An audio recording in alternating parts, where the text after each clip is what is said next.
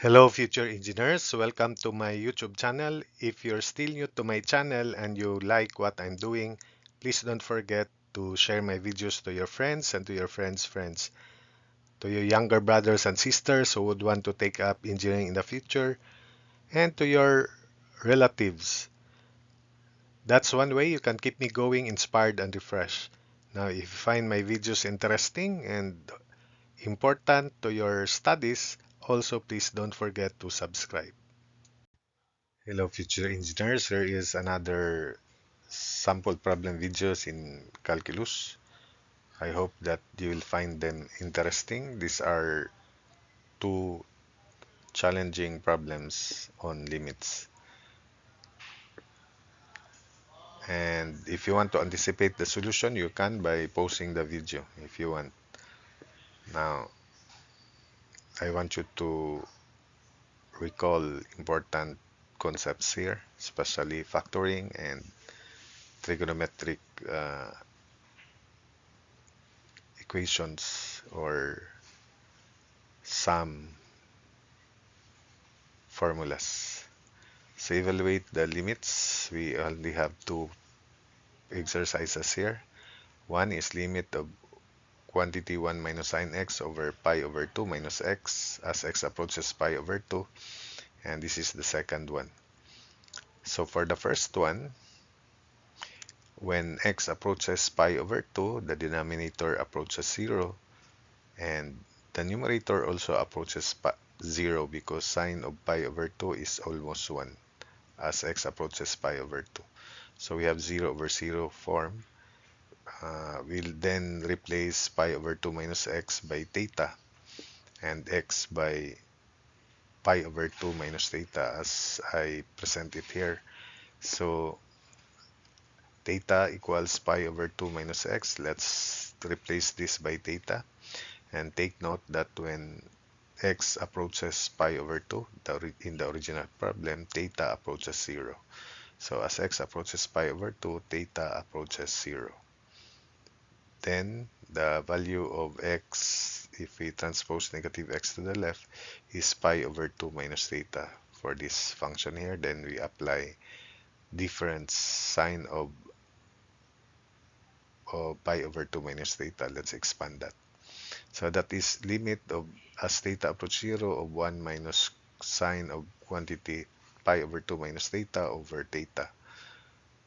So we expand sine of quantity pi over 2 minus theta as sine of pi over 2 cosine of theta minus cosine of pi over 2 sine of theta. So that is limit as theta approaches 0 of quantity 1 minus sine of pi over 2 cosine of theta minus cosine of pi over 2 sine of theta. Now cosine of pi over 2 is 0.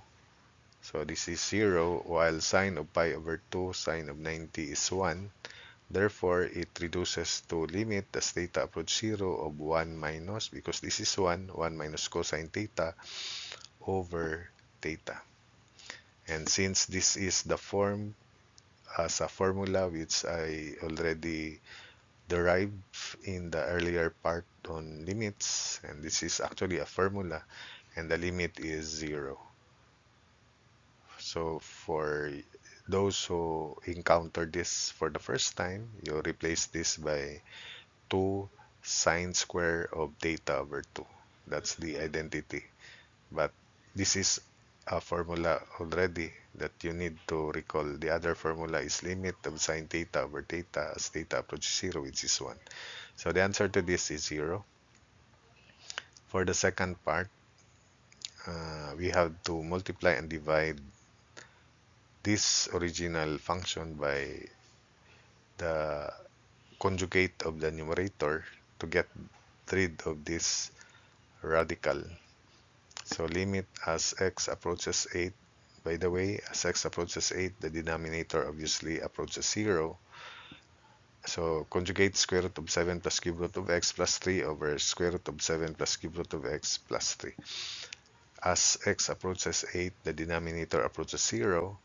Cube root of 8 is 2 plus 7, 9. Square root of 9 is 3 minus 3. So the numerator is also approaches 0.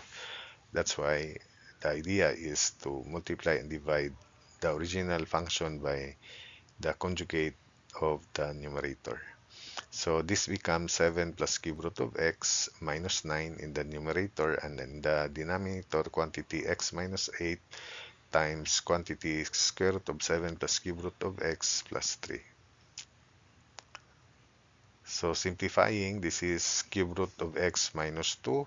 So limit as x approaches 8 of quantity cube root of x minus 2 over cube root of x cube minus 2 cube, because x minus 8 can be written as difference of 2 cubes, and we just express this as x to the 1/3 quantity cube, which is 1, or cube root of x cube. And remember from algebra, factoring method and difference of 2 cubes, this is cube root of x minus 2. Then the other factors consist of terms as the square of cube root of x, which is cube root of x squared, then product of cube root of x and 2, which is 2 cube root of x. Then the last term of the other factor is the square of negative 2, which is 4. So therefore, this is equal to limit of cube root of x minus 2 in the numerator, in the denominator cube root of x minus 2 times quantity cube root of x squared plus 2 cube root of x plus 4. So recall the factoring methods, difference of 2 cubes. Then we just copy this. So we can cancel cube root of x minus 2. Now the simplified expression is no longer indeterminate, because the denominator no longer approaches 0. So we substitute then x. So this is the simplified form. So the denominator no longer approaches 0, so we substitute x is 8.